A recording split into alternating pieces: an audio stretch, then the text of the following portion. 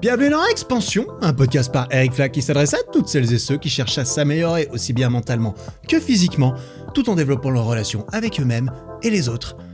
Et aujourd'hui, variation de l'introduction, t'as vu, ça change d'une semaine à l'autre comme ça. Tu sais pourquoi? C'est parce que je fais 2 épisodes en 2 semaines de suite. Et je suis sacrément fier de moi, ça fait beaucoup, tu comprends? Une régularité exemplaire. Et c'est à l'image de la nouvelle année. Nouvelle année, nouvelles résolutions, nouveaux objectifs, etc.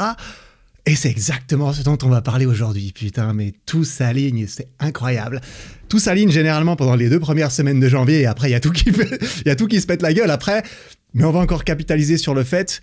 Eh non, t'as vu, on a dépassé, on est le 19 janvier.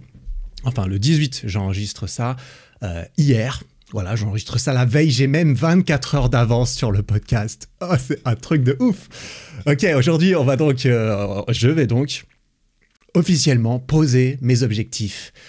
Pour cette année 2023, je m'en vais donc les poser publiquement aux yeux et aux oreilles de toutes et tous, notamment aux miennes, pour pouvoir revenir les écouter à la fin de l'année, pour pouvoir tirer des conclusions pour la suite. Encore et toujours, l'idée c'est on itère, période après période, ça peut être année après année, on teste des nouvelles choses.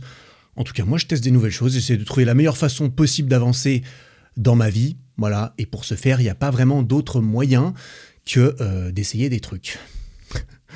Et je vais en essayer des trucs cette année, justement, on va en parler. Cet épisode suit un petit peu l'épisode précédent, l'épisode 86, c'était, qui parlait de mon bilan de 2022. Et du coup, je le rappelle ici, dans cet épisode, je vais parler de mes propres objectifs qui, dans le fond, ne concernent que moi, mais que je décide de partager pour plusieurs raisons, parce que je trouve ça intéressant, possiblement pour toi, de trouver de la valeur là-dedans, de trouver de l'inspiration là-dedans, de trouver une inspiration de structure d'objectifs, parce que ce coup-ci, ils seront un petit peu plus réglementairement formulés. Si tu vois ce que je veux dire, si tu ne vois pas ce que je veux dire, je vais te faire un petit rappel aussi. Mais voilà, n'hésite pas à prendre tout ce qu'il y a à prendre de valeur pour toi là-dedans. Et sans oublier bien sûr que voilà, tu vas apprendre les choses, mais surtout tu vas les adapter à toi, parce qu'on est tous différents, on n'a pas les mêmes objectifs. Mais on est quand même tous des êtres humains, donc il y a quand même des similitudes. Tu vois, il neige actuellement devant mes yeux ébahis à l'heure où j'enregistre ce podcast. Nous sommes tous des jolis petits flocons de neige uniques. Mais on est tous faits d'eau. Voilà, c'était l'image du jour. J'espère qu'elle t'a plu. On ne fera pas mieux que ça dans cet épisode. En tout cas, la barre est pas très basse, donc je vais quand même essayer de m'améliorer. On va voir. Alors... Justement, je reviens sur ce que j'ai dit juste avant. On l'a vu, en tout cas moi je l'ai très bien remarqué, c'est que dans l'épisode précédent, mes objectifs de 2022, ils n'étaient pas très bons dans le sens où ça n'était aucunement des objectifs SMART. SMART étant un acronyme anglais que je vais traduire. SMART, en gros, ça veut dire simple, mesurable, atteignable, pertinent et contraint dans le temps. Donc SMART, simple, measurable, achievable, relevant et time bounding. Donc 5 composantes d'un objectif, d'une bonne formulation d'objectif qui te permet de vraiment pouvoir mesurer les choses, de pouvoir te dire oui ou non, j'y suis arrivé, et d'avoir pu en cours de route te poser les questions de tiens, est-ce que j'avance vers mon objectif? Pour savoir, il faut avoir du feedback, il faut pouvoir mesurer les choses. Ce qui n'était pas le cas de mes objectifs 2022, notamment, il n'y avait absolument rien de mesurable, étant donné que tout était très subjectif. Mais est-ce que ça en faisait des mauvais objectifs à se fixer pour autant? J'ai envie de dire, tout dépend le but derrière. Moi, je reconnais, et ça me semblait assez clair quand même, que je voulais que l'année 2022 soit plus chill pour moi, qu'elle soit un peu moins hardcore, un peu moins exigeante de ma santé physique et mentale, et donc c'est pour ça notamment que je ne me suis pas donné des objectifs parfaitement gravés dans la roche, parce que je voulais pas justement m'imposer cette pression de parfaitement pouvoir mesurer si j'étais en avance ou en arrière ou en retard sur ma progression vis-à-vis de ces objectifs sur l'année. Parce que voilà, si je réalise que je suis derrière, etc., ou alors que j'ai même pas commencé, ça pourrait me faire stresser en cours de route. Et il s'avère que l'objectif numéro 1 de cette année 2022, c'était de réduire le stress. Donc c'est peut-être pour cela que j'ai consciemment ou inconsciemment formulé mes objectifs de cette façon. C'est parce que je ne voulais pas non plus que ce soit une année, allez, hardcore, objectif, tac, tac, on y va, on laisse tout, on s'explose en cours de route. Évidemment, c'est pas parce qu'on se fixe des objectifs qu'on s'explose, mais j'avais envie de faire l'inverse que de m'exploser. Donc c'était assez volontaire de ma part, il faut croire. Je cherchais plus à atteindre un genre d'équilibre subjectif plutôt que des objectifs ultra précis, mesurables, et que j'aurais pu m'imposer. Typiquement, atteindre X abonnés, faire X vidéos, faire X milliers d'euros par mois dans mon business, courir un marathon en X heures, perdre X kilos. Tout ça, c'est des objectifs qui sont bien plus formulés, d'autant plus quand tu les contrains dans un espace-temps déterminé, par exemple, une année. Voilà, je pense que tu m'as compris. Est-ce que je te recommanderais de fixer des objectifs comme les miens de 2022 ?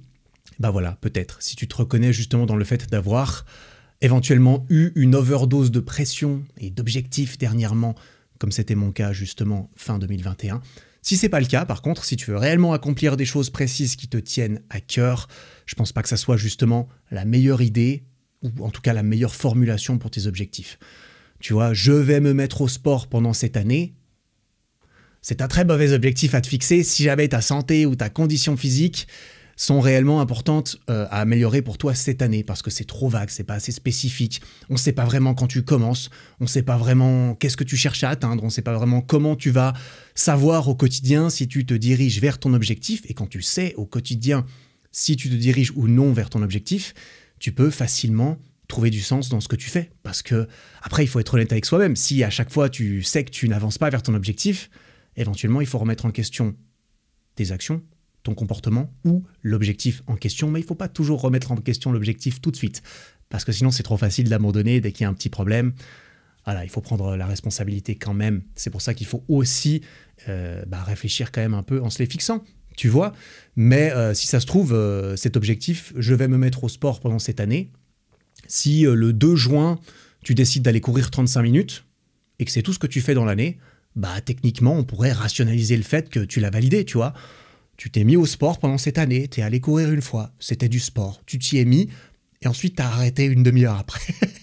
Tu vois, une meilleure formulation serait peut-être: je vais pratiquer un sport ou une activité physique 2 fois par semaine au minimum et pendant au moins 45 minutes pendant cette année 2023. Là, c'est clair, c'est précis, c'est mesurable. Tu peux facilement te faire un petit planning avec des petites cases à cocher toutes les semaines. Oui, non, j'ai été faire un sport ou une activité physique. Ici, je suis resté vague dans le sport ou l'activité physique. Évidemment, c'est à toi de choisir soit quelque chose de précis, soit pas nécessairement quelque chose de précis à ce niveau-là, mais il faut qu'il y ait des règles. Tu vois, par exemple, tu sais pas exactement si tu veux faire de la muscu toute l'année, parce que si ça se trouve, tu n'aimes pas ça, et si tu n'aimes pas ça, tu ferais mieux de te laisser un peu de marge pour tester d'autres choses. Donc, tu dois faire 2 fois, par exemple, 2 fois par semaine de la muscu. Mais si tu veux pas faire de muscu, il faut que tu fasses une autre activité, par exemple, aller jouer au foot, par exemple, aller courir, ou par défaut, si jamais tu n'as rien, tu ne sais pas quoi faire, tu peux toujours, justement, par exemple, aller marcher 45 minutes. C'est une façon que tout le monde peut faire, que tout le monde arrive à supporter un petit peu, que d'aller marcher 45 minutes une fois par semaine pour ne pas laisser tomber ton objectif. Bref, je te renvoie vers l'épisode 58 de ce podcast sur comment créer un bon objectif et le meilleur système pour l'atteindre, qui justement entre largement plus en détail de décomposer un peu ses objectifs. Et surtout, les objectifs, c'est joli, mais ensuite il faut des systèmes efficaces pour, jour après jour, pas après pas, pouvoir les atteindre efficacement et de façon à peu près agréable. Voilà. Je t'encourage grandement, si tu te fixes des objectifs pour cette année, par exemple, à les écrire sur une feuille de papier ou quelque part et à laisser cela dans ton environnement, par exemple posé sur ta table de nuit ou bien en fond d'écran de ton téléphone. Ça aura un pouvoir très puissant pour t'aider à les accomplir que de simplement les formuler de façon assez vague dans ta tête une fois. Je l'ai précisé dans l'épisode d'avant. Je ne vais pas plus m'étaler, mais c'est le genre de rappel que tout le monde sait, que tout le monde entend, que tout le monde dit. Et c'est toujours un petit peu la même chose. C'est comme, je ne sais plus qui dit, c'est peut-être juste une phrase que tout le monde dit, justement, que sur 100% des gens qui lisent un livre, il y a 2% des gens qui vont, genre, appliquer quelque chose dedans. C'est sûrement pareil pour tous les contenus, c'est sûrement pareil pour plus ou moins tout le monde. Pas tout le monde, mais la moyenne des gens, peut-être en moyenne 2%, sachant qu'il y a des gens qui appliqueront toujours, qui seront toujours dans ces 2%, pour une raison ou une autre. Fais partie des 2%, vas-y, sois pas un top 98. On veut être un top 2%, nous, ou pas. Donc on écrit nos objectifs. Et donc je m'en vais passer à mes objectifs. Cette fois-ci, clairement, j'ai décidé de formuler ça différemment. Je me suis dit, tiens, je me suis un peu reposé l'année dernière. Cette année, je vais quand même me laisser être en forme et rester en forme. Ça va être très important, je vais le mentionner. Mais je vais avoir des objectifs pour lesquels j'ai envie d'avoir une totale responsabilité sur le fait que oui ou non, je les ai remplis. Ce sera des objectifs qui seront mesurables et précis. Et on va se les prendre l'un après l'autre. Je vais en dicter quelques-uns, comme j'expliquerai après, je ne vais pas dicter tous mes objectifs non plus. Et il y en aura d'autres qui seront un petit peu plus qualitatifs aussi, comme le tout premier dont je vais parler. Mais voilà, globalement, je vais avoir des objectifs très précis et d'autres objectifs pour lesquels j'ai envie de me mettre moins de pression, peut-être, du coup. Tu peux t'en inspirer de tout ça si tu le souhaites. Je vais même trouver quelques combines parfois pour trouver un moyen de rendre l'objectif mesurable, parce que c'est pas toujours le cas quand tu as une envie, par exemple. Je vais te faire part des miennes et de comment je compte me tenir responsable vis-à-vis de moi-même sur est-ce que j'ai vraiment essayé de faire quelque chose, par exemple. Parce que j'ai essayé d'apprendre à faire quelque chose. Tu sais pas si ça va te plaire, tu sais pas si tu vas avoir envie de le faire toute l'année, mais il faut trouver quelque chose qui te permette d'être sûr que tu as essayé et pas que tu as arrêté très vite parce que c'était difficile, parce que c'est nouveau et inconfortable et que tu es débutant. Donc il faut trouver des bails, des autocombines mentales, un peu comme ça. Je vais te partager une ou deux des miennes, je suppose. Et comme je l'ai dit, je profite aussi de partager ça publiquement. C'est pour toi, mais c'est aussi pour moi. Un petit peu de pression sociale, notamment sur ces objectifs très précis et mesurables. Je sais que ça va me mettre un petit peu de pression, justement, en plus pour les atteindre. C'est pas des objectifs où je vais m'exploser, donc ça ne me dérange pas du tout de me mettre un petit peu de pression pour cela, parce que c'est des choses que j'ai vraiment envie d'apprendre, c'est des choses que j'ai vraiment envie de faire depuis un certain temps. Et je sais, et tu pourras t'apparenter ou non à cela, mais je sais que si je t'en parle là, il y a des milliers de personnes qui vont écouter ce podcast. Moi, j'aurais pas envie de me retrouver à la fin de l'année en disant « Alors, ça, je l'ai pas fait, ça, je l'ai pas fait, ça, j'ai pas essayé, ça, je l'ai pas fait. Voilà qui je suis. Je suis un mec qui ne fait pas ce qu'il dit. Ouf, j'ai pas envie d'être ce mec, je sais pas toi. Moi, j'ai pas envie d'être ce mec. Et ça me met un petit peu la pression pour ne pas être ce mec. En fait, quand je pose ça publiquement, j'ai le choix entre deux choses. Soit j'atteins mes objectifs où je fais un réel effort, soit je suis ce mec qui annonce ce qu'il va faire pour obtenir l'approbation et la validation sociale des gens qui te diront « Ouah, trop bien tes objectifs, trop stylé mec, bravo, t'es un beau gosse et tout ». Comme ça, bam, tu te prends la récompense sociale dans la gueule et derrière, tu te retrouves tout seul face à ton objectif pendant une année. T'as déjà eu la récompense. Eh ben putain, t'as plutôt intérêt à les avoir bien choisis, parce que si tu les avais choisis que pour cette récompense, eh ben t'es dans la merde et à la fin, tu passeras pour ce mec, justement. Ou cette meuf, bien sûr. Mais on va pas se mentir, se fixer des objectifs et taper dedans comme une brute, c'est quelque chose d'un petit peu plus masculin que féminin. On en reparlera cette année, mais ça risque de parler un petit peu plus aux hommes. Mais évidemment, rien n'empêche aux hommes, parce que les hommes sont plus souvent masculins que l'inverse, sont plus d'énergie masculine que les femmes, mais on a tous des degrés différents de cela. Voilà, on va partir dedans gentiment. Juste avant, si jamais le podcast te plaît, 5 étoiles sur iTunes et Spotify, c'est très très cool. Tu peux aussi t'abonner sur Spotify et sur YouTube pour être notifié quand il y a des épisodes qui sortent. C'est un moyen presque gratuit de soutenir mon podcast. Pourquoi ? Parce que ça te prend quand même 5 à 10 secondes de le faire. À toi de voir si tu es prêt à payer de ton temps de cette façon. Je ne te force pas, bien sûr. Let's go sur mes objectifs 2023. je me sens obligé de commencer par un petit rappel pour moi-même, premier objectif dont j'avais déjà parlé, parce que c'était aussi mon premier objectif de 2022. Je vais le mentionner sans trop m'attarder dessus, mais je voulais préciser une ou deux choses parce que ça sera peut-être important vis-à-vis d'autres objectifs. C'est que mon objectif cette année, et pas seulement, c'est de faire ce que je veux au maximum tous les jours, d'avoir la plus grande liberté possible de faire ce qui me plaît au quotidien, de façon à me laisser toutes les chances d'avancer dans la direction qui fait le plus de sens pour moi et de pouvoir y accorder le plus de temps possible. Parce que parfois, tu n'as que 1 heure par jour pour réellement faire ce que tu veux, eh bien, cette heure, tu as envie qu'elle compte. Et soit tu peux faire que cette heure compte plus, soit tu peux essayer de t'obtenir plus d'heures que ça. C'est ce que j'essaie de faire, d'en avoir un maximum. Donc, on peut clairement dire qu'en 2022, j'ai eu le contrôle sur la majorité de mon temps. J'ai pu faire beaucoup de choses qui m'ont plu, c'est très bien. Même si j'ai dû faire pas mal de choses qui me plaisent moins, comme dans toutes les vies, je suppose.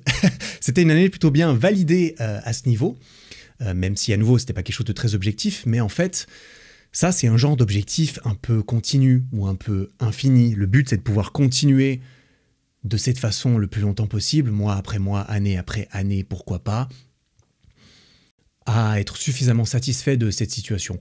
Même s'il y a un certain stade éventuel, à un moment donné, je suppose, où l'objectif pourrait être validé, même s'il serait en danger, en fait, quand même, pour toujours, parce que, comme je l'ai déjà dit, cet objectif peut être décomposé en 2 parties, quand même. Avoir la plus grande liberté possible de faire ce qui me plaît, ça implique donc d'avoir des choses qui me plaisent, que j'aime faire, que j'ai envie de les faire, et ça implique d'avoir une certaine liberté de les faire. Et souvent, le point le plus contraignant ici, c'est d'avoir du temps, et généralement, c'est d'avoir une certaine liberté financière, parce que généralement, quand tu n'as plus besoin de vendre ton temps pour de l'argent, comme on le fait pour gagner notre vie et pour pouvoir manger, eh bien, ça nous laisse beaucoup plus de liberté de faire des choses, et on peut ensuite, si on en a, trouver des choses qui nous plaisent et les faire. Bon alors, avoir des choses qui me plaisent, c'est encore assez tranquille, j'en ai même une petite liste, donc certaines de ces choses se trouvent être dans ma liste d'objectifs que je vais te partager. Quant à la liberté financière, voilà, en réalité, c'est pas une contrainte si importante en ce qui me concerne, étant donné qu'il y a beaucoup de choses que j'ai envie de faire qui peuvent également, en même temps, m'aider à gagner ma vie au jour le jour. Étant donné que j'aime mon travail, c'est un peu le cheat code, tu vois. À quoi ça sert la liberté financière si tu aimes ton travail ? Ça sert à être en sécurité. Ça sert à vraiment avoir le choix de ton travail aussi, parce que le travail, ça évolue. Notre relation avec notre travail évolue. Voilà. Par exemple, enregistrer et publier des podcasts comme celui-ci, ça fait partie de mon travail. J'aime ça, ça me plaît. Ça me fait pas vraiment gagner beaucoup d'argent, je suis en train de me dire. Mais ça, c'est le luxe que je me paye justement avec le reste de mon travail qui me permet de me libérer le temps, notamment pour faire des podcasts. Et puis si j'avais envie de gagner ma vie juste en faisant des podcasts, peut-être que je pourrais. C'est pas vraiment mon objectif. Donc on va trouver un entre-deux là-dedans.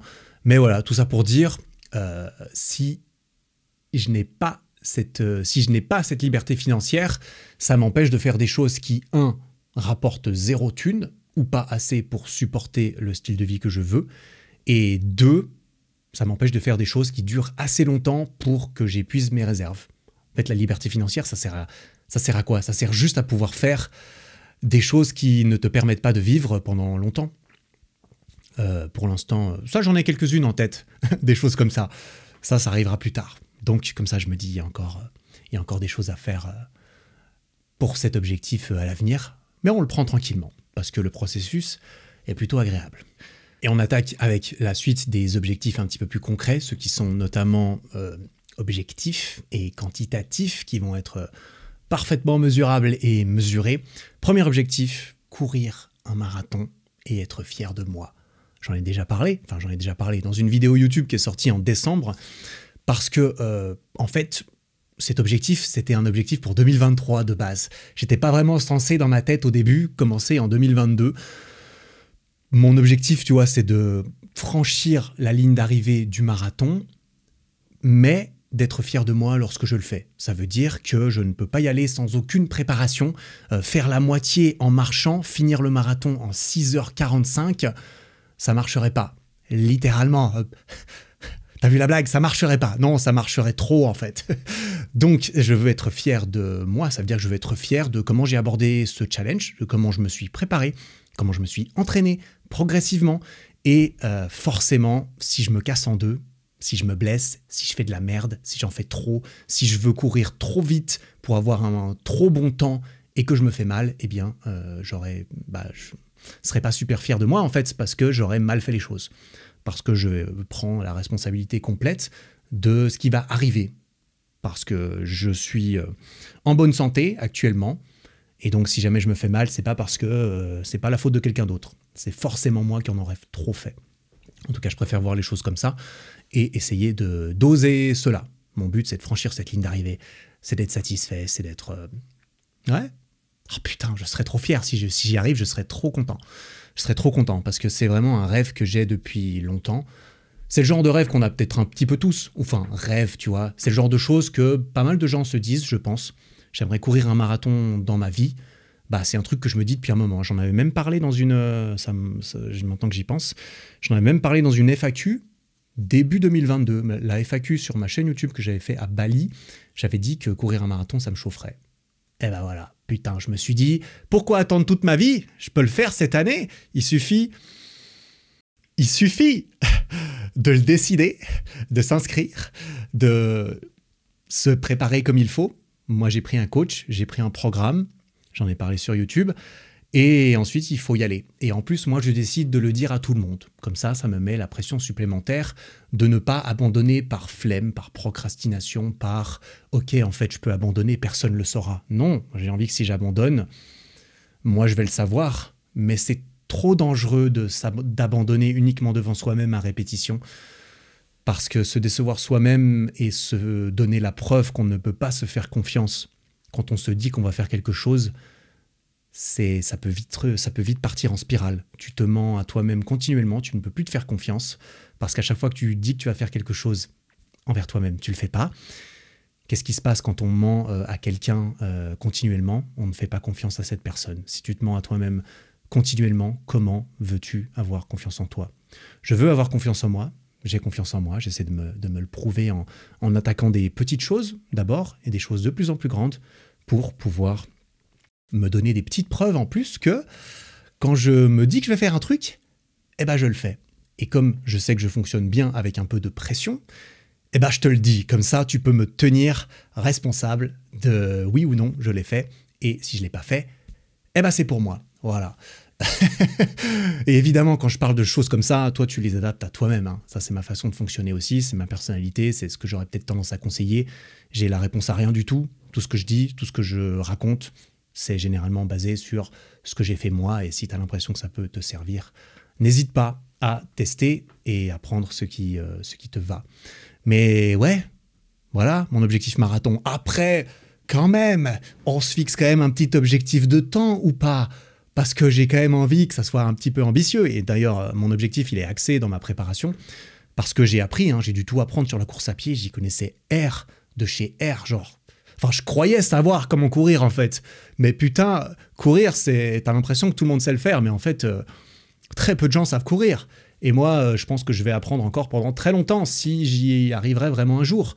En fait, c'est pas un processus oui ou non, tu sais courir, c'est vraiment un processus non binaire de je sais courir de mieux en mieux, je connais de mieux en mieux ma technique de course, je sais comment poser mes pieds, je sais comment mesurer mon rythme cardiaque, ma fréquence de pas, etc., etc.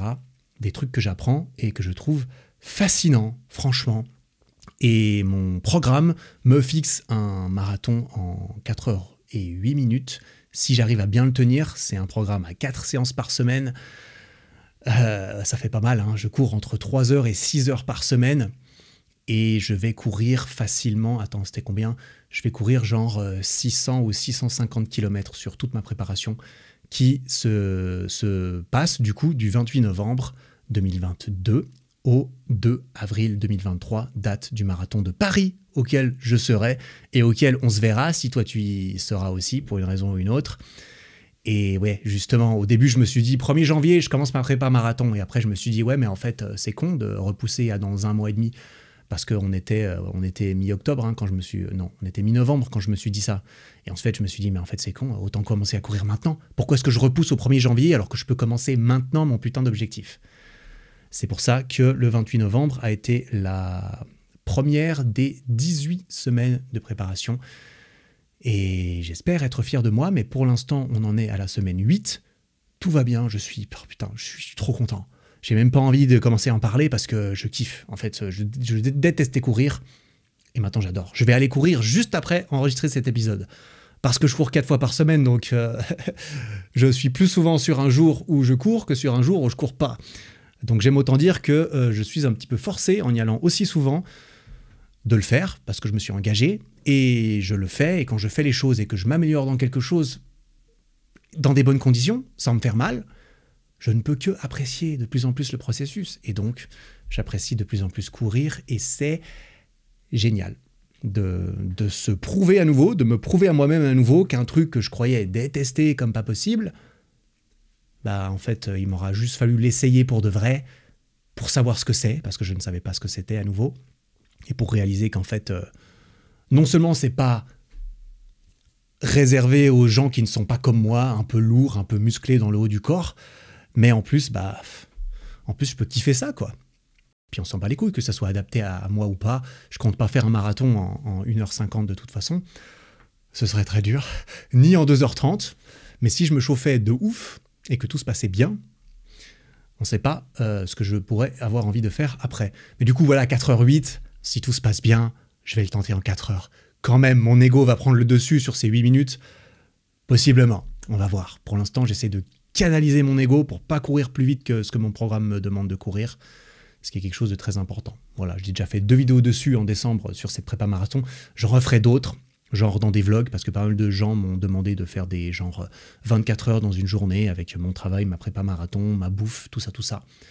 On va voir, on va faire ça en cours de route. Mais tout ça pour dire, je suis motivé. Et puis voilà, dernière petite annonce, je serai au semi-marathon de Barcelone le 19 février qui arrive. Donc dans pile un mois, je serai à Barcelone en train de courir 21 km. Histoire d'intégrer ça dans ma préparation marathon. Je partage tous mes entraînements de course à pied sur Strava, cette application de course à pied beaucoup, mais pas que, de vélo et d'endurance, principalement de sport d'endurance.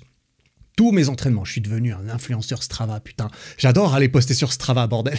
À chaque fois que je m'entraîne, je lance l'application, comme ça il y a mon temps, il y a combien j'ai couru, j'ai une montre, donc j'ai toutes mes données sont enregistrées, et ça va compter pour l'objectif d'après, tu vas voir.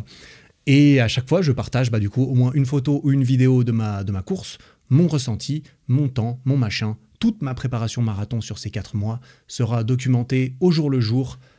Toutes mes données seront publiques. Et elles le sont déjà en cours de route sur Strava. Donc, suis-moi dessus si ça t'intéresse. Eric Flag, qui l'eût cru? Eh oui, j'ai choisi ça comme pseudo, putain, sur Strava.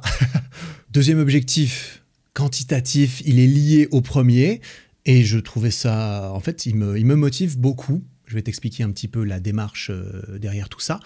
Ça va être, en 2023, je veux courir 1150 km au total. Donc, du 1er janvier au 31 décembre 2023, j'aimerais bien que j'ai couru 1150 km. Pourquoi à 1150 km ? Parce que c'est un calcul que j'ai fait tout simplement.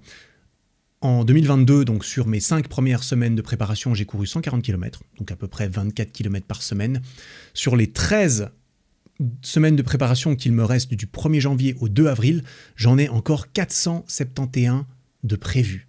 Et là, on est mi-janvier, donc j'en ai déjà couru 40 ou quelque chose comme ça. Donc, en début 2023, sans compter le jour du marathon, je suis à 36,2 km par semaine. Là, évidemment, je les ai écrits, tous ces nombres. Hein. T'inquiète, je ne fais pas ça de tête maintenant. Je ne suis pas aussi fort que ça en calcul mental. Si je rajoute le marathon, ça fait 512 km qui auront été courus du 1er janvier au 2 avril 2023 à mesure de 4 sorties en course à pied par semaine, 512 km au 2 avril. Et à partir de là, je me suis dit, parce que tu sais pourquoi je cours ce putain de marathon ? Parce que moi, je fonctionne comme ça. Je l'ai déjà prouvé. Si je me lance un putain de challenge comme ça, si je me lance, tiens, je vais courir un putain de marathon, Mon but, c'est de l'utiliser comme tremplin. Alors oui, là, en plus, je suis trop content de pouvoir, j'espère, courir un marathon et être fier de comment je l'ai fait et de valider cet objectif que j'avais envie de faire une fois dans ma vie, en tout cas. Mais mon but, c'est de l'utiliser comme tremplin, comme boost de motivation et comme coup de pied au cul dans mon optique de pouvoir intégrer de façon durable la nouvelle habitude qui est de travailler mon cardio, de travailler mon endurance, de travailler mon cœur, d'entraîner mon cœur. Ces choses qui sont liées au travail d'endurance, qui sont liées à la course à pied, entre autres, que j'ai énormément négligé dans ma vie jusqu'à présent, dans la facette sportive de ma vie, et dans toutes les facettes de ma vie du coup, clairement. Parce que, je sais pas, j'ai toujours trouvé ça dur, inconfortable, pas pour moi, pas envie, j'aime pas, donc je le fais pas, j'en ai pas besoin en plus, j'ai pas l'impression d'en avoir besoin, donc je le fais pas. Mais j'ai toujours eu ce truc derrière moi, un petit peu, derrière, caché, enfoui, en mode, bon bah Eric, c'est un peu con parce que ça te dérangerait pas d'être un peu plus complet sportivement, ça te dérangerait surtout pas dans ta pratique sportive ou dans ta pratique ou dans ta vie de tous les jours, mais aussi et surtout, je deviens peut-être un peu plus sage avec l'âge, mais j'axe de plus en plus ma pratique sportive autour de ma santé et ma longévité. Et de courir régulièrement, d'avoir fait le taf quand je suis plus jeune, de renforcer mes articulations aussi pour pouvoir courir et tout, mais aussi de travailler mon cœur régulièrement en allant courir, quelque chose que j'ai jamais fait. En allant courir, parce que j'ai choisi ça, hein, tu peux nager, tu peux faire du vélo, tu peux faire plein de trucs. Et j'ai envie de pouvoir intégrer cette habitude durable. Et ce que j'ai fait par le passé, par exemple, quand j'ai voulu apprendre à faire des grands écarts, je me suis dit, ok Eric, 30 jours pour travailler ta souplesse tous les jours, et à la fin, tu auras les grands écarts, ou pas. Mais le but, en fait, c'est qu'à la fin, je passe d'un truc un peu abusé, hein, je m'entraîne un peu tous les jours, mon but, c'est d'aller assez vite et fort en 30 jours, et à partir de là, je coupe. Je coupe de ouf le volume, je coupe de ouf l'intensité, en mode, je m'entraînais tous les jours en souplesse pendant un mois, si à la fin du mois, je rétrograde à 1 ou 2 fois par semaine, une fois, là, je suis à peu près 1 fois par semaine, et que j'arrive à maintenir 7 fois par semaine pour toujours, eh ben ça y est, j'ai gagné. J'ai réussi à intégrer cette habitude durable de faire de la souplesse régulièrement. Et en plus, j'aime ça maintenant. Truc de ouf. J'aime faire ma souplesse alors que je détestais ça avant. Je commence à beaucoup aimer courir alors que je détestais ça avant. Tu vois où je vais en venir avec ces conneries ? Moi, à chaque fois que je fais ça, ça me donne la preuve que ça marche. Et là, j'ai l'impression avec la course à pied, jusqu'à future preuve du contraire, d'où cet objectif aussi, eh ben, ça m'a l'air bien parti pour me prouver à nouveau qu'il y avait un truc que j'aimais pas, c'était pas une habitude, que j'ai réussi à inverser la tendance avec ces deux choses. C'est clairement pas encore le cas, mais je suis en train d'essayer de faire en sorte que ça le soit et de me mettre un petit peu la pression pour le faire, notamment pour intégrer cette habitude d'aller courir. C'est pour ça que je m'engage vraiment publiquement sur celui-ci. J'ai envie que tu me tiennes responsable à la fin de l'année de si je l'ai fait ou pas. Sauf cas de force majeure, je perds une jambe, tu vois. J'ai envie d'avoir donné mon maximum là-dedans. Et c'est de là que vient ce calcul. Parce que du coup, j'avais dit 1150 km sur l'année. J'en aurais couru 512 au 2 avril. Et à partir de là, j'ai décidé qu'est-ce qui serait bien comme habitude à entretenir. Je me suis dit, si je pouvais aller courir 1 ou 2 fois par semaine, je serais content. J'arrive à intégrer ça. En plus, je me dis que ça va m'aider à fond dans mes sèches, par exemple, si je veux perdre un peu du poids plus facilement, si je veux pouvoir manger plus, en bougeant un petit peu plus. Aller courir sans avoir à me forcer à le faire, parce que j'ai rarement réussi à me forcer à aller courir. Je l'ai fait dans 1 ou 2 sèches, mais vraiment, j'aime pas ça. Et je le faisais en dernier recours, tu vois.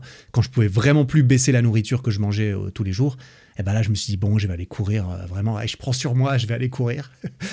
Voilà, donc si je vais courir 1 ou 2 fois par semaine, je me suis dit, bon, vu mon niveau normalement en fin de préparation et ce dont je suis capable de faire et de supporter, tout en sachant le temps que ça prendrait, je me suis dit, bon, je vais courir 15 semaines.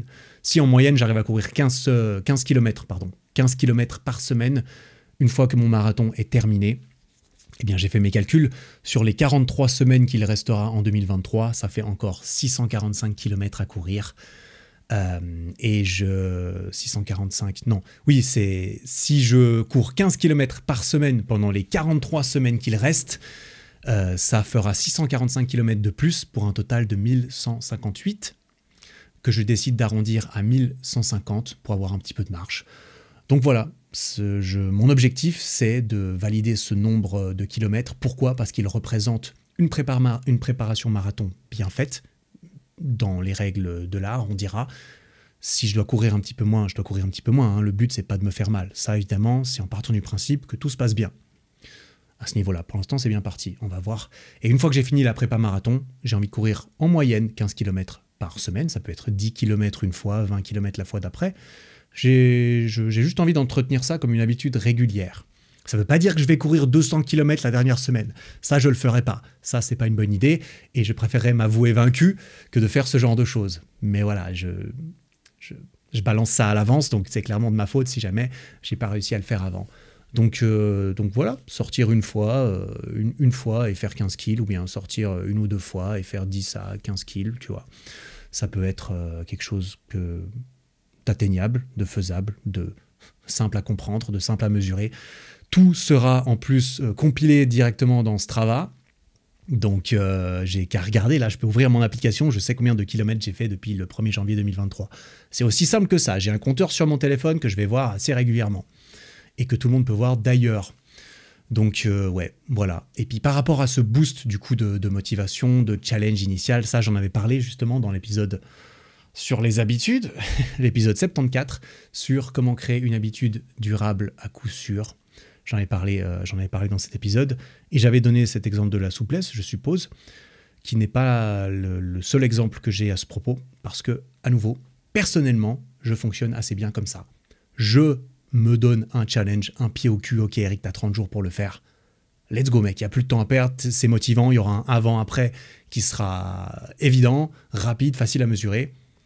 Et puis derrière, tu vas pouvoir essayer de passer du rythme challenge à réduire tout ça, trouver le rythme de croisière sur lequel tu peux tenir à long terme en appréciant le processus, en ayant évidemment indiqué, précisé vis-à-vis de toi-même, donc vis-à-vis de moi-même, que c'est quelque chose d'important. Évidemment, je ne ferai pas ça pour n'importe quoi, mais rester flexible et souple, entretenir ma souplesse, parce que je n'ai pas envie d'être ultra souple non plus, tu vois, je trouve ça pas trop mal pour l'instant. Entretenir cela, et puis entretenir un certain niveau d'endurance cardiovasculaire, ça me chauffe. Je pense que c'est une bonne chose pour moi. Donc, voilà, comme j'ai dit, ça s'est posé. Il peut se passer plein de choses qui vont m'aider ou non à faire cela, qui vont peut-être m'en empêcher. Si jamais j'ai un gros problème, je réajusterai mes calculs en conséquence. Mais cet objectif est clair, il n'y a pas vraiment matière à interprétation. Et à la fin de l'année, si je l'ai validé, ça sera oui ou non. Et tu en seras témoin si tu le souhaites. En tout cas, moi, je vais garder ça en tête. Prochain objectif sur cette liste, et je vois que l'épisode avance très vite, donc je pense qu'il sera long. Ma foi, c'est comme ça, je me suis un peu emballé sur ces histoires de course à pied. Ça y est, je deviens le genre de mec qui s'emballe quand on parle de course à pied. Bordel, mec, qui suis-je? Nouvel objectif, 2 en 1. Et celui-là, il n'a pas été facile à poser publiquement. Parce que je sais que si je le pose publiquement, ça va me mettre une bonne pression pour le faire.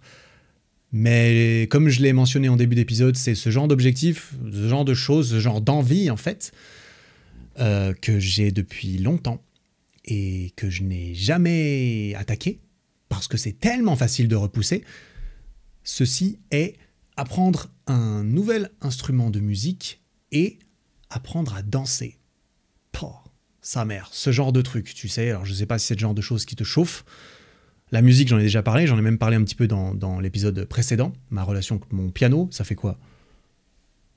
16 ans 17 ans bientôt que je fais du piano. Truc de ouf, je recommande, mais je trouverais ça stylé de jouer un autre instrument, peut-être. Donc voilà, si j'annonce ça ici, tu l'as compris, c'est pour me mettre un peu une certaine pression sociale, c'est pour me forcer à essayer au moins d'apprendre un nouvel instrument ou d'essayer d'apprendre à danser. Parce que si ça se trouve, ça va pas me plaire.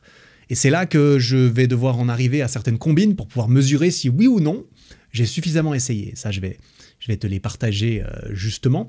Je précise pas tout de suite quel type d'instrument ou quel type de danse ça sera, parce que c'est pas très important dans l'idée. J'ai ma petite idée, mais il faut que je fasse des recherches, parce que à nouveau, je ne sais pas si ça va me plaire. Donc il faut que je parte dans la direction qui puisse me plaire le plus au début. Tout ce que je sais, c'est que je veux essayer une danse de couple. J'ai pas envie de faire du breakdance tout seul. Ça m'intéresse absolument pas le breakdance. Typiquement parce que je trouve que ça ressemblerait presque trop au street workout, tu vois, typiquement. Je veux vraiment quelque chose de différent, une danse de couple, quelque chose qui soit en grâce, qui soit une nouvelle façon de communiquer avec quelqu'un d'autre, communiquer avec mon corps, changer de monde, apprendre à danser, apprendre à être un peu plus gracieux, apprendre à bouger mon corps dans l'espace. Moi, c'est ça qui me chauffe. C'est ça qui me chauffe dans mon sport et manifestement, ça se transfère à d'autres disciplines que j'ai envie d'essayer. Donc, je le dis, cette année, j'ai envie d'essayer d'apprendre. Comment est-ce que je vais savoir si j'ai essayé d'apprendre ? J'ai décidé que j'allais attribuer un minimum d'efforts à fournir quantifiable dans cet apprentissage. Et donc, ce degré d'effort, il va être précis et mesurable. Comment faire ? Il y aurait plusieurs moyens de le faire, je suppose. Moi, le moyen que j'ai décidé de choisir, et ça, à nouveau, c'est le genre de choses desquelles tu peux peut-être t'inspirer pour tes propres objectifs, si ça s'applique, c'est que je vais me donner un certain nombre de cours réguliers que je dois prendre sur une certaine période et auxquels je dois aller, bien sûr. Donc, des cours de danse, des cours de cet instrument. Parce que acheter une harpe, m'inscrire à des cours de harpe, ça sert à rien si j'y vais pas et que j'utilise pas ma putain de harpe à 3000 balles. Je sais même pas combien ça coûte une harpe. Sûrement très très cher, suivant lesquels tu veux, tu vois. Si je fais n'importe quoi sur ma harpe tout seul de temps en temps, j'aurais rien appris non plus. Donc voilà, je vais suivre une méthode structurée. Et surtout, je vais me faire coacher. Je l'ai dit, je vais suivre des cours. J'ai pas envie d'essayer d'apprendre ça tout seul comme quelqu'un qui va prendre beaucoup plus de temps que nécessaire à vouloir apprendre tout seul. Et évidemment, ça nous arrive tous d'être dans ce genre de cas de figure. Ce que je veux dire, c'est que se faire coacher, c'est génial. Il y a plein d'avantages, mais ça coûte des thunes. Évidemment, faut pouvoir faire des cours. Après, je pense qu'avec une certaine priorisation de nos envies, de nos dépenses, on peut réallouer un certain budget pour ce genre de choses qui a été utilisé dans des choses qui peut-être ne sont pas aussi importantes ou vitales quand on y pense. Ça, c'est à chacun de faire ses comptes, on dira. Mais si tu peux te le permettre, c'est un truc de fou. Typiquement, là, je vais pas courir mon marathon tout seul en mode « Tiens, je vais me faire un programme tout seul alors que j'y connais rien. » Bah non, je me fais coacher, je paye pour ça. D'une certaine façon. Et je veux avoir la pression de mon coach aussi, de mon prof qui me regarde, qui sait ce que je vais faire, qui sait ce qu'il m'a dit de faire. Et si je le fais pas, j'aurai l'air con devant lui, j'aurai l'air con devant moi, et j'aurai peut-être même payé pour rien, tu vois. Donc ça, c'est encore un moyen de se mettre une pression supplémentaire. J'en ai parlé dans l'épisode 22 de ce podcast, parce que putain, j'en ai fait des épisodes qui se rejoignent apparemment, sur les 6 méthodes pour se forcer à passer à l'action. C'est une d'entre elles, engager un coach, un prof, un mentor qui va te mettre une certaine pression de ne pas abandonner. Et évidemment, ça demande de payer en échange, mais c'est parce que c'est si puissant que ça. Donc, concrètement, je décide que j'aurai validé l'objectif de la danse ou de l'instrument en question. Si j'ai choisi la danse et l'instrument, si je me suis procuré ce qu'il me faut, je me suis acheté l'instrument, oui, je trouve un moyen de pouvoir m'entraîner régulièrement, et si j'aurais assisté à au moins 10 cours privés ou de groupe pour apprendre l'instrument ou la danse. Voilà, comme j'ai dit, je ne vais pas l'apprendre tout seul, ce serait contre-productif. Je ne vais pas non plus me permettre d'arrêter après 1 cours et demi en me disant « Ah, en fait, c'est pas pour moi », parce que je pars du principe que c'est pas assez et que c'est à ce moment-là que la résistance est très forte quand tu essayes quelque chose de nouveau, d'autant plus quand c'est de la danse où tu payes le cours à chaque fois que tu viens. Typiquement, ça c'est encore une histoire de méthode pour se forcer à faire les choses, tu vois. Mais si tu as déjà payé ta putain de guitare et tu as déjà prépayé pour tout un trimestre de 10 cours, tu peux abandonner, mais ça fera encore plus mal financièrement. Alors que si tu as engagé 0 dépense, tu n'as rien engagé du tout comme énergie ou comme effort, ce sera plus facile d'abandonner. Non, moi j'ai envie d'aller faire mes 10 cours, et une fois que j'ai fait mes 10 cours, je ne me force pas à faire plus, tu vois. Et mon but, c'est pas de me forcer à devenir harpiste professionnel ou à aller faire de la salsa à l'international, tu vois ce que je veux dire? Mon but, c'est juste de me tenir responsable, d'avoir réellement essayé, d'avoir réellement pu cocher cette case de « j'ai envie d'essayer d'apprendre à danser ». J'ai l'impression que j'ai envie, parce que je me le dis souvent, mais me le dire souvent et jamais rien y faire, malheureusement, je vais juste me le dire jusqu'à la fin de ma vie, et à la fin de ma vie, peut-être je vais regretter. Donc j'essaye d'être proactif à ce niveau-là, et je me dis qu'après une dizaine de cours, j'aurai certaines fondations, Parce qu'évidemment, entre les cours, je vais m'entraîner, on est bien d'accord. J'aurai des fondations, je vais m'entraîner. J'aurai des bonnes bases sur lesquelles me demander est-ce que ça me plaît? Est-ce que ça me plaît pas? Est-ce que j'ai envie de changer d'instrument, de danse? Ça, je suis pas sûr que je serais chaud comme ça. Mais en tout cas, pouvoir me dire à moi-même, ouais, Eric, t'as essayé le zouk brésilien. Tu kiffes ça de ouf, maintenant t'en fais tout le temps. Peut-être que ça me plaît pas ou quoi, mais j'aurais de toute façon appris des moves comme ça, j'espère. C'est le but quand même. Et bien sûr, je ferai certainement des vidéos sur ces expériences. Voilà, ça me mettra une couche de pression professionnelle en plus, qui s'est avérée très efficace par le passé. Ça, c'est comme je l'ai dit, si je peux joindre le vital à l'agréable, c'est le mieux. Si je veux faire ce que je veux faire au quotidien, comme apprendre des trucs cool, apprendre à jouer un instrument ou apprendre à danser, et si j'ai pas la liberté financière de juste le faire toute la journée, je peux essayer de faire en sorte que ces choses que j'ai envie de faire, ça fasse partie de mon métier, ça m'aide à gagner ma vie et à ne pas avoir besoin d'épuiser dans mes ressources financières. Ça, c'est une des choses dont je suis le plus fier aujourd'hui, je vais pas te mentir. Je suis très très content d'être capable et de m'être aussi donné la capacité, bien sûr, je m'accorde le crédit, de m'être donné la capacité de pouvoir faire ce que je veux faire et de réussir à gagner ma vie comme ça. J'en suis très heureux. Voilà, on passe à l'objectif suivant. Nouvel objectif purement quantitatif, en tout cas je vais le formuler de cette façon-là. À nouveau un truc qui est sur ma liste des trucs que je veux faire depuis longtemps pour voir si c'est quelque chose de cool. Je veux tester la méditation active pour voir ce qu'elle pourrait apporter dans ma vie. Nouvel objectif pour cette année 2023. À nouveau, ceci n'est pas la formulation précise de l'objectif 1, mais c'est pour résumer, parce qu'évidemment, la formulation précise, c'est comme je veux essayer d'apprendre un instrument. C'est pas vraiment ça, la formulation, c'est plutôt je vais choisir une danse, je vais aller à 10 cours et je vais essayer de m'améliorer dedans pour voir si ça me plaît. Voilà, c'est plutôt ça, ce genre d'objectif. Voilà, pour valider cet objectif sur la méditation, quand je parle de méditation active, c'est un truc que j'ai écrit comme ça, parce que je sais pas si c'est... Ce que j'entendais par là, en tout cas, c'est activement, je vais méditer. Et pas seulement je vais me complaire, en tout cas dans l'idée que oh, je fais du piano, oh, je fais des douches froides, oh, je fais du sport et je médite pendant que je le fais. Peut-être, c'est super si c'est le cas, c'est possible que je l'ai remarqué, en tout cas ça me vide la tête, mais j'ai envie de tester la méditation active, c'est-à-dire activement, je prends du temps maintenant pour méditer et pour ne faire que ça. Pour valider cet objectif, je vais d'abord devoir me renseigner rapidement au préalable sur comment je peux faire cela dans les meilleures conditions possibles, parce que mon but, c'est que quand je commence le premier jour, que je parte dans la bonne direction.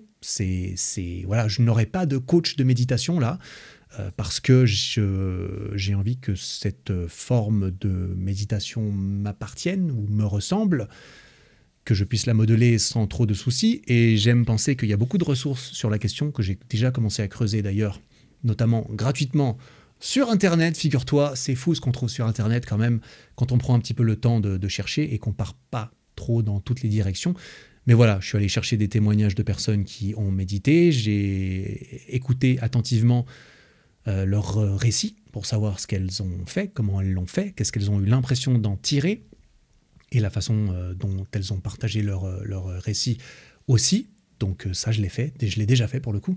Une fois que je serai prêt, ce qui, voilà, du coup, ça doit être fait assez rapidement. Mais là, ça a été question de quelques heures, on va pas se mentir. J'ai pas eu besoin de faire une retraite de 2 mois et demi pour savoir un peu comment est-ce que je peux commencer aujourd'hui. Faut toujours faire attention dans ne pas s'over-préparer, parce que l'over-préparation, c'est quand même une forme de procrastination, parfois, un peu comme le perfectionnisme des fois. Notamment quand tu veux que ton plan d'entraînement soit parfait avant de commencer, alors que tu pourrais simplement aller sur ericflack.com pour te prendre un programme d'entraînement déjà tout fait. Là, tu n'aurais rien à faire, tu vois. Tu n'aurais rien à faire. Il faudrait sortir un petit peu d'argent, c'est comme ça que ça marche. Mais c'est justement, le temps, c'est de l'argent. Bref, je suis parti dans une promo spontanée comme ça. Je vais m'arrêter là tout de suite. Mais je compte bien valider cet objectif et il faut que je formule cela d'une façon claire et mesurable parce que j'ai envie de tester. J'ai pas envie de m'engager à méditer toute l'année. J'ai pas envie de m'engager à intégrer la méditation comme une habitude parce que je sais pas, si ça se trouve, j'ai l'impression que ça me servirait à rien.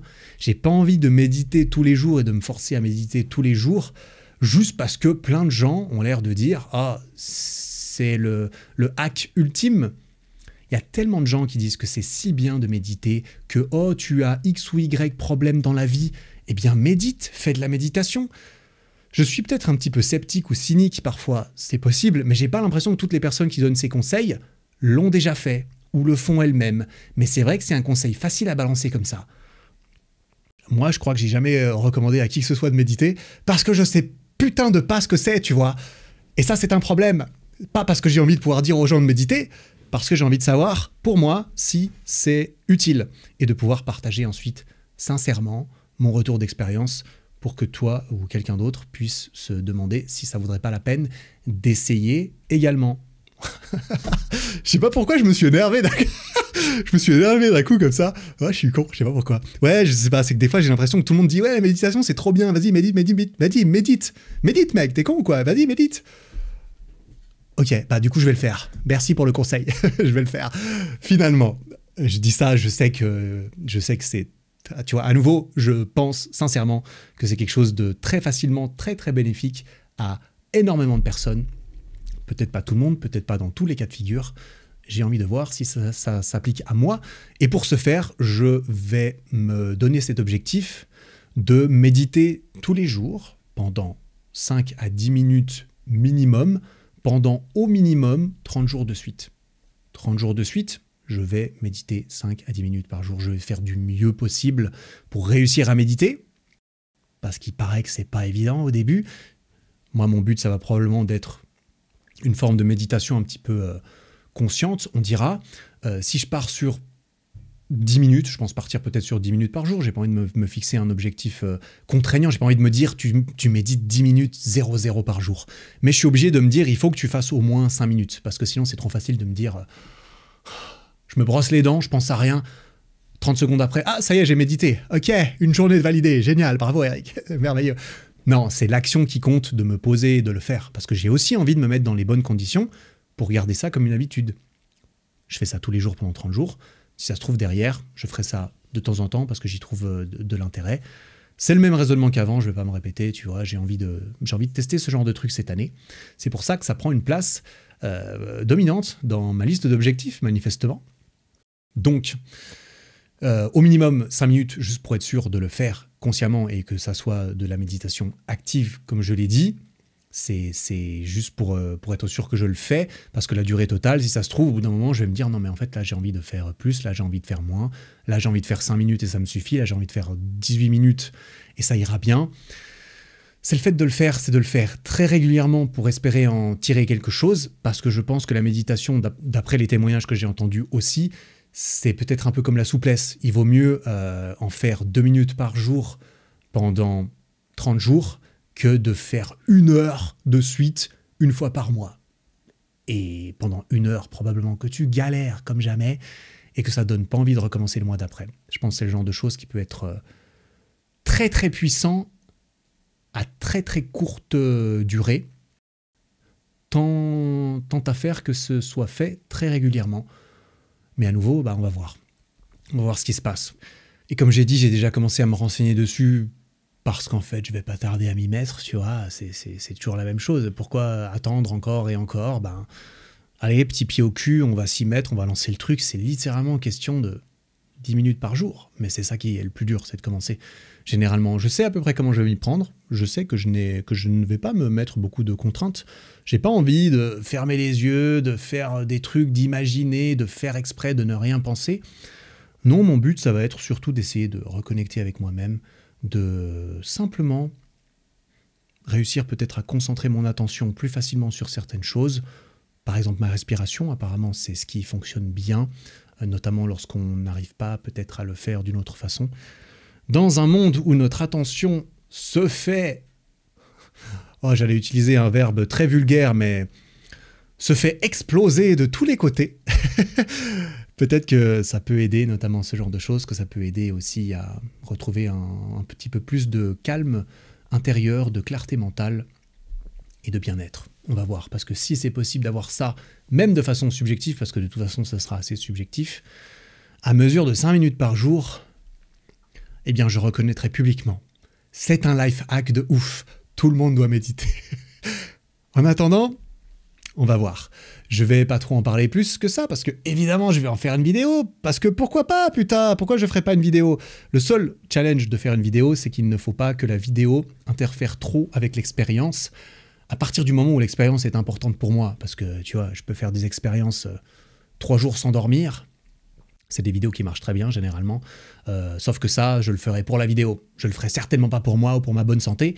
Et c'est pas de cette façon-là que j'ai envie de faire des vidéos, pour l'instant, en tout cas. Le jour où j'aurai vraiment envie de faire 1 million d'abonnés en une année, bah, je changerai peut-être ma façon de choisir mes vidéos, on dira. Mais voilà, ça arrivera peut-être bientôt. En tout cas, je m'engage à commencer bientôt. Et c'est un objectif. Ok, je vais passer à l'objectif suivant, parce que c'est pas encore terminé. Peut-être que tu te dis, waouh, mais ça fait déjà beaucoup. Mais il faut que tu replaces les choses dans le contexte. Hein. Je sais pas, hein. Moi, je suis dans ma propre tête. Pour moi, ça va. Je vais recontextualiser un petit peu la chose au cas où tu te dis, waouh, mais c'est fou, tu vas faire tout ça. C'est pas énorme dans la mesure où ça peut être mon quotidien. Tu vois, si j'avais un travail, si je pouvais pas faire ça en travaillant, ce serait beaucoup plus dur. Mais justement, moi, j'ai toute l'année pour le faire. Et puis, c'est même pas tant que ça, en plus. Enfin, j'entends méditer, tu vois, 10 minutes par jour, prendre 10 cours de danse et 10 cours de harpe, et puis aller courir tous les jours. Ça reste accessible à pas mal de gens. Je vais pas me prononcer, tu vois, parce que moi, je peux justement avoir plus de flexibilité et faire en sorte que je puisse faire ça tout en travaillant. Bref. Voilà, tout ça pour dire, à nouveau, c'est mes objectifs à moi. Faut pas que ça te mette la pression, toi, de t'en fixer plein, ou de te fixer les mêmes, ou de... Tu vois, moi, mon but, c'est vraiment pas ça. Mon but, c'est juste que tu y trouves sincèrement et raisonnablement des parallèles avec toi et de la valeur. Voilà, prochain objectif. Mais on arrive gentiment au bout. Je vais pas, comme j'ai dit, je vais pas tout partager. Et puis je vais pas non plus me harceler cette année. Là, ça reste assez... quantitatif, mais il y a plus matière à interprétation déjà.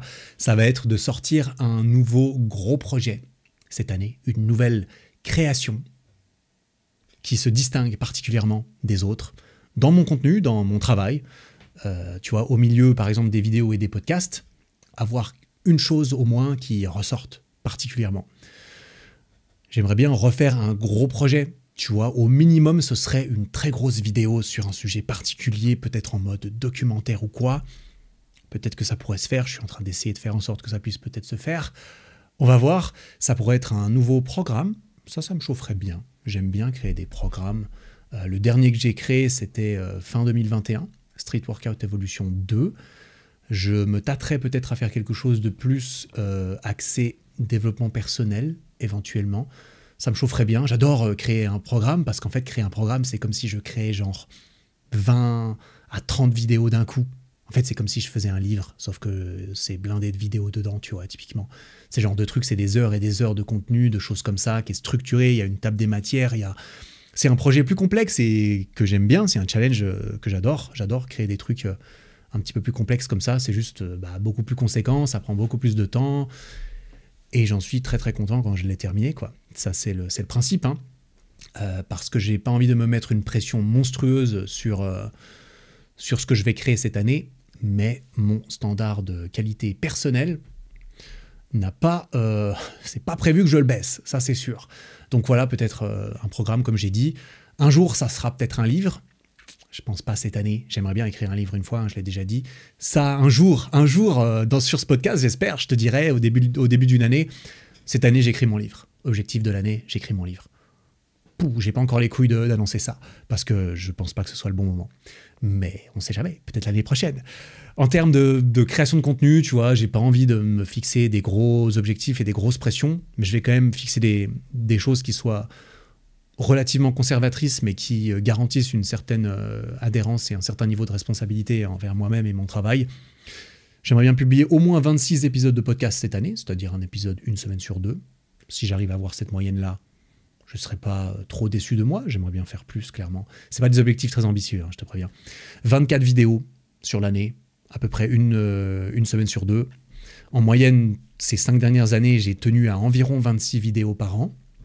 Moi, mon objectif, ça a toujours été de sortir une vidéo toutes les 2 semaines, en moyenne. Je l'ai toujours plus ou moins tenu. Là, voilà, 24, 26, ce serait bien. Je crois qu'en 2022, j'en ai fait 26 ou 27, quoi, un truc du genre. Donc, voilà, c'est surtout pour histoire d'avoir quelque chose à compter à la fin de l'année pour me demander si j'ai réussi ou pas. Parce que j'aime bien le petit moment où, bah voilà, tu comptes et oui ou non, t'as réussi, t'as pas réussi. J'ai envie d'avoir un petit peu plus ça cette année, sans que ça soit dramatique, parce que là, j'ai pas l'impression de... Et on va en parler après sur les trucs un peu plus qualitatifs. Mais voilà, comme j'ai dit, je veux pas non plus compromettre la qualité de ce que je veux mettre dans de ce que je veux mettre dans ce que je crée. Aussi, parce que j'ai eu une réalisation cette année qui m'a frappé. Cette année, c'était cette année, ça a commencé à pointer un peu dans ma tête, jusqu'à ce que je me le dise, en fait, clairement. Alors, ça va peut-être te sembler un peu con, tu vois, mais je t'avoue que ça m'a frappé, en fait. J'ai réalisé qu'un jour, mes enfants verraient probablement ce que je suis en train de créer aujourd'hui. Dans 15 à 20 ans, si ça se trouve, je l'espère, j'aurai des enfants qui auront accès à des vieilles vidéos sur Internet et des podcasts que leur père faisait à l'époque où manifestement il s'affichait comme ça sur Internet quand il avait 30 ans et quelques. Bah, le jour où mes enfants éventuels tombent là-dessus, voilà, j'ai envie qu'ils aient un sentiment positif de leur papa. Vas-y, j'ai pas encore l'âge, j'ai pas envie d'avoir des enfants tout de suite. C'est pas dans mes objectifs de l'année d'avoir des enfants, je te préviens tout de suite. Je ne veux pas être père à la fin de l'année. On croise les doigts et surtout, on se protège. Mais voilà, j'ai envie de continuer d'être fier de ce que je crée et si je peux rendre fier d'autres personnes importantes dans le futur, pourquoi pas. Donc je vais faire attention à comment je crée ce que je fais et à qui ou avec quoi j'associe mon nom et mon image parce que ça fait partie du taf. Donc voilà, pas vraiment d'objectif d'abonnés ou encore d'argent sur cette année. 1 million d'abonnés sur YouTube, ouais, c'est stylé. Je compte bien y arriver, je te le dis, mais ça c'est un objectif plus long terme. Pourquoi ? Parce que manifestement je ne fais pas ce qu'il faut pour avoir le plus d'abonnés le plus vite possible. Je n'ai pas envie de faire ce qu'il faut. Ça demanderait de changer un peu mon contenu, ça demanderait d'en faire d'autant plus, et ça demanderait sûrement de déprioriser d'autres choses, comme par exemple ce podcast. Parce que ce podcast ne m'aide pas du tout à faire plus d'abonnés. Par contre, il me prend pas mal de temps, tu vois. Mais c'est pas quelque chose que j'ai envie de couper. Donc voilà, ça on verra l'année prochaine. On va continuer, hein, évidemment, à faire des vidéos qui sont censées me faire plaisir et intéresser les gens et donner envie aux gens de s'abonner, sûrement. Mais c'est pas un objectif ultime dans ma vie. Au niveau de l'argent personnel, j'ai pas d'objectif non plus clairement. Je suis déjà content de ce que j'ai, tu vois. Évidemment, je préférerais que mes revenus ne diminuent pas énormément cette année. Ce serait quand même dommage. Ça fait jamais plaisir, mais ça me semble peu probable. En plus, j'investis sérieusement maintenant, même si ce sérieusement mériterait d'être expliqué parce que c'est peut-être pas vraiment ce que ça peut, c'est pas peut-être pas exactement ce que ça sonne. Ça sonne peut-être plus sérieux c'est sérieux mais d'une façon, d'une façon simple. J'en parlerai peut-être dans un prochain épisode qui sera plus dédié à l'argent, justement. J'ai aussi lu des livres à ce propos. Pour la boutique Eric Flag, on a des objectifs de croissance annuelle qui le motivent. Ils sont ni abusément ambitieux, ni ridiculement facilement atteignables non plus. Pas du tout, c'est ambitieux. C'est pas très ambitieux, je pense. Parce que, à nouveau, sinon, ces podcasts, bref. Voilà, sinon j'irai travailler à fond dans mon entreprise de la boutique et le reste, j'en ferai moins. Bref, on va se donner les moyens d'y arriver. On a prévu pas mal d'expansion à différents niveaux, que ce soit avec des nouveaux produits bien sûr. D'ailleurs, notre toute nouvelle ceinture de force va arriver probablement la semaine prochaine sur la boutique. On a aussi beaucoup d'optiques pour améliorer notre communication, pour améliorer le site internet, mais aussi pour améliorer nos canaux de vente et nos canaux de distribution. Bref, des trucs d'entreprise sérieuses et tout. Et on est une entreprise sérieuse, putain, on est super chaud avec notre petite équipe pour tout ça. On s'est fait un call tous ensemble avant-hier, je crois, pour parler de la communication, typiquement. Donc, on est trop chaud. Je suis trop fier aussi de ce qu'on a fait, mais j'en avais déjà parlé. Bref, si tu as envie ou besoin d'équipement pour t'entraîner, ericflack.com. D'une pierre deux coups, tu soutiens tes progrès, tu soutiens notre travail. Et putain, on est chaud pour délivrer plus que ce que tu payes. Crois-moi. En tout cas, on fait ce qu'on peut. Et on passe à présent aux objectifs un petit peu plus qualitatifs. J'en ai 2 ou 3 que je vais mentionner. Ça y est, on a fini les trucs où je vais mesurer, traquer tout ça et être pendu sur la place publique si je ne les ai pas atteints. Oh, ça va, je me mets pas trop de pression, t'inquiète. Il n'y a rien qui pourra me tuer normalement si j'y arrive pas. Ça ne tuera pas ma confiance en moi ou mon estime de moi normalement. Je n'ai pas envie de prendre ce genre de risque non plus. Mais ça reste des objectifs. Si j'arrive à valider tous ces objectifs que j'ai mentionnés jusqu'à présent, je serais fier de moi, clairement, à la fin de l'année. Objectifs plus qualitatifs, qui seront plus libres à ma propre interprétation si je les ai réussis ou pas. Comme ça peut être intéressant aussi de mentionner, je pense, ou de se fixer. Premier objectif, développer davantage ma compréhension et mon expérience de la vie et de l'intimité de couple. Voilà, ça veut dire ce que ça veut dire. C'est un domaine du développement personnel qui, à mon avis, fait partie du développement personnel, parce que pour moi, le développement personnel, tu peux tout foutre dedans. Tout ce qui contribue à ton développement en tant qu'individu, en tout cas, que ça soit développer ton corps, développer ton mental, développer ton mindset, mais aussi développer ta relation avec toi-même, ta relation avec les gens autour de toi, que ça soit ta famille, tes potes, ton patron, ta meuf ou ton mec. Ça fait partie du dev perso. Et c'est ce genre de choses qui m'intéresse beaucoup. Il y a beaucoup à apprendre dessus. Évidemment, tout seul, on est très vite limité. Et bien entendu, comme son nom l'indique, ça touche énormément à ma sphère privée et intime. Donc je partagerai certainement rien de précis à ce propos.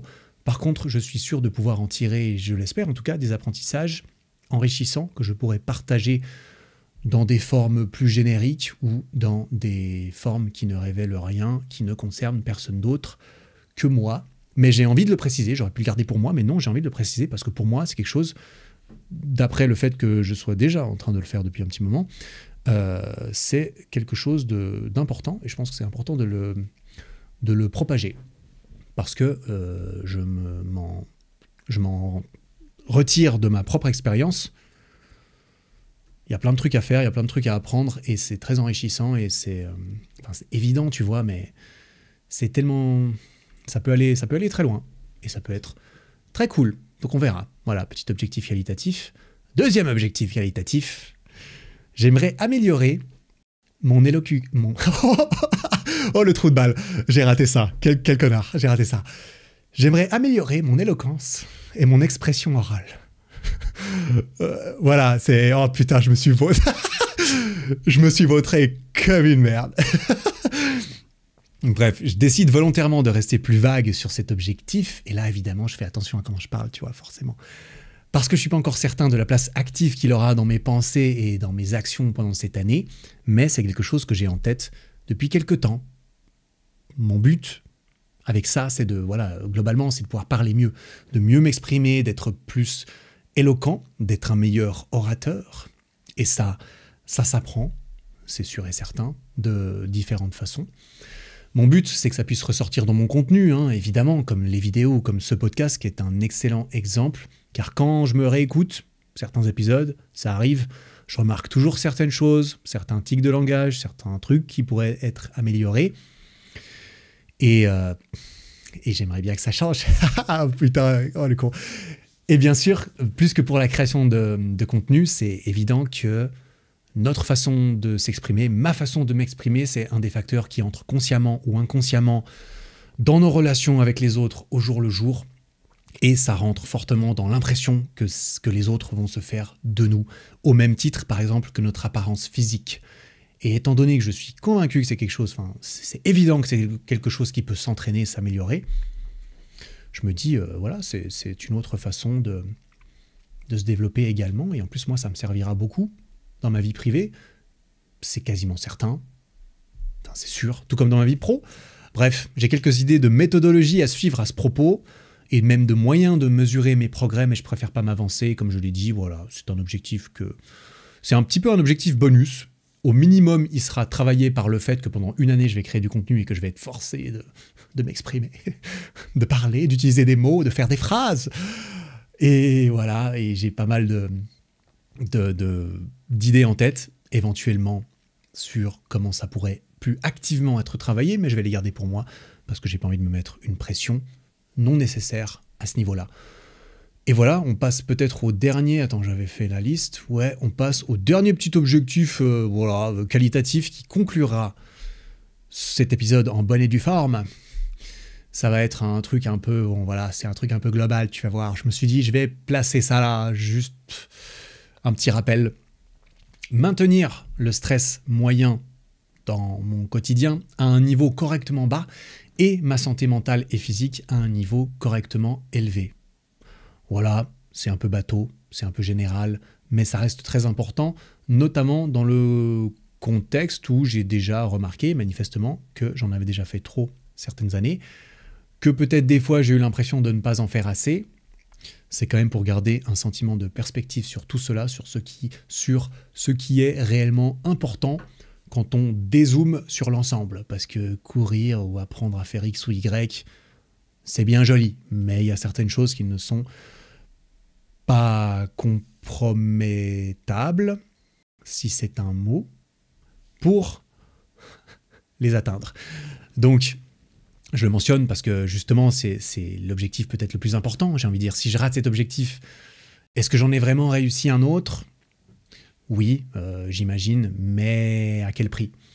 Donc voilà, si tous les objectifs que j'ai cités dans cette vidéo se passent parfaitement bien, c'est possible que celui-ci se passe bien aussi.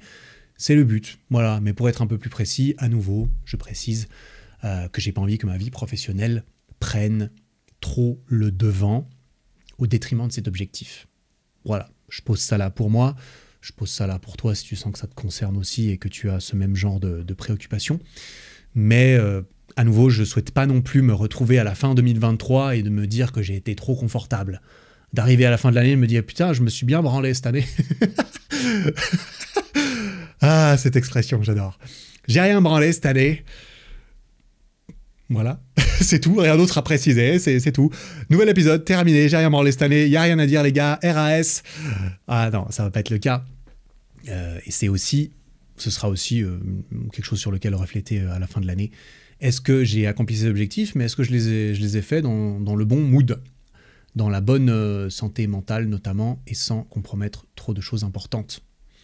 Ça va être important, voilà. Par définition, putain.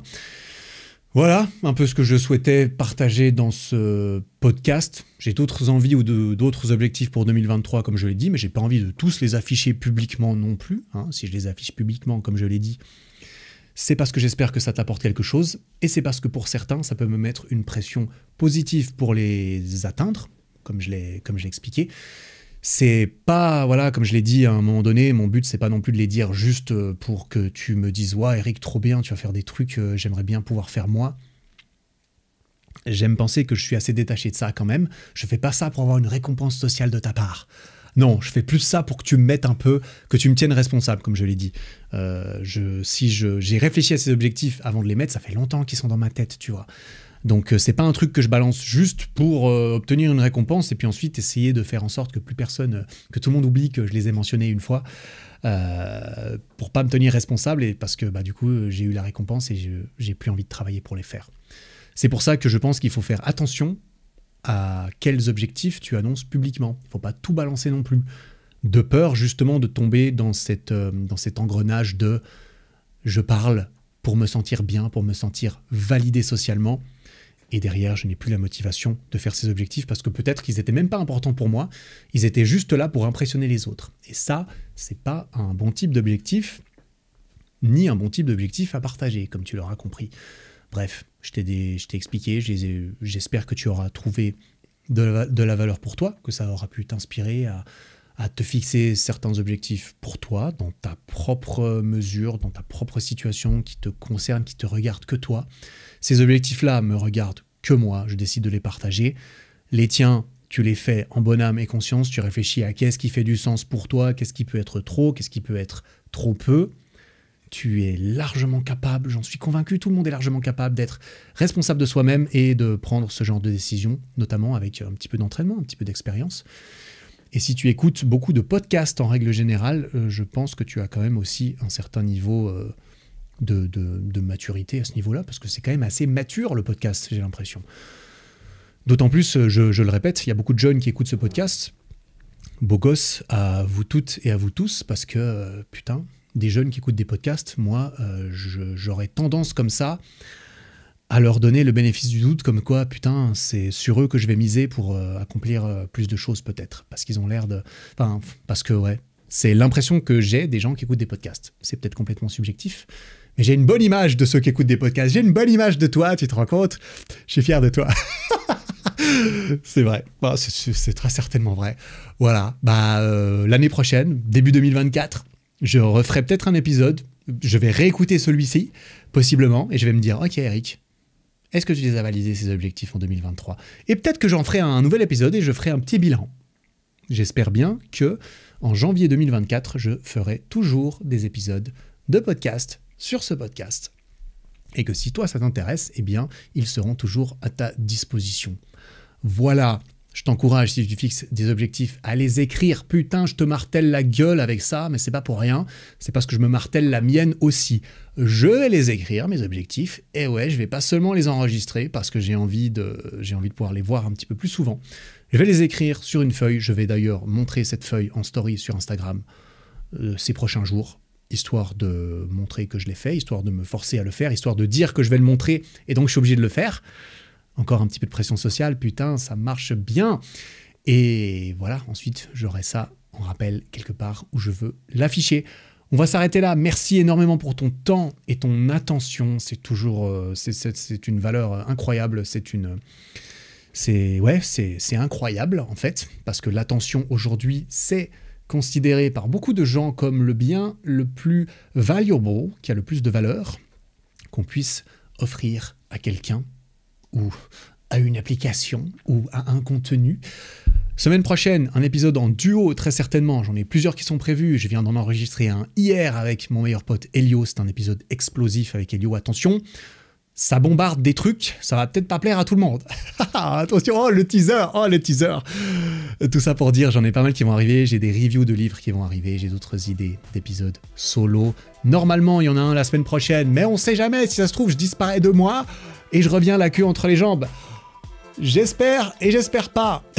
Allez, on se retrouve la semaine prochaine pour un nouvel épisode. En attendant, travaille bien, prends soin de toi. Ciao.